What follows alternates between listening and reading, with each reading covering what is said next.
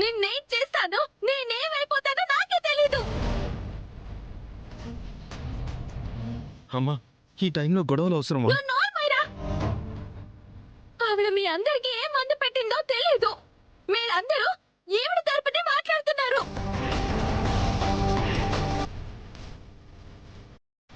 ఈ రోజు నేను ఈవిడతో మాట్లాడుతున్నాను. మధ్యలో ఎవరంటొచ్చినా బాగుండదు. అత్తయ్య, ఏదైనా ఉంటే మనం ఇంటికెళ్ళి మాట్లాడుకుందాం. హాస్పిటల్లో గొడవ అవసరమా? ఇది గొడవ కాదు భూమి, జీవన్ మరణ సమస్య. అటు మా ఆయన బతుకుతో పోరాడుతుంటే ఇటు నేను బతుకు కోసం పోరాడుతున్నాను.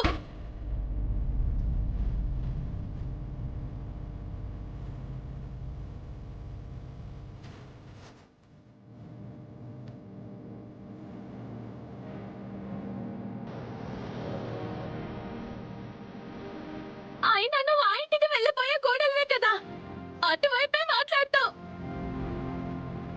ఈ మేనత్త బతికేమైపోతే నీకేంటి? మీరా, అందరినీ నిందించటం ఎందుకో? నువ్వేమడగాలో అడుగు, నేనే నీకు సమాధానం చెప్తాను. ఇప్పుడు సరైన ప్రశ్న అడిగావు. చెప్పు, నువ్వు మా ఆయనకి నా పిల్లలకి ఏ మందు పెట్టి నీ వైపు తిప్పుకున్నావో చెప్పు.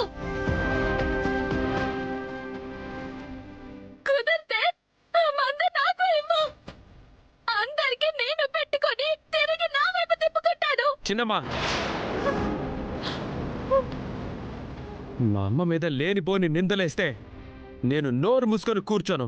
చూడు బాబు గద్దర్, నువ్వు మా ఇంటికి కాబోతున్న అల్లుడివి. నీకు ఇవ్వాల్సిన గౌరవం నేను ఇస్తాను. కనుక నువ్వు మధ్యలోకి రాకు. ఇక మీ అమ్మ నాకు సవతి. అడిగే హక్కు నాకుంది. ఉంది కదా అని ఏది పడితే అది అడిగితే బాగుండదు.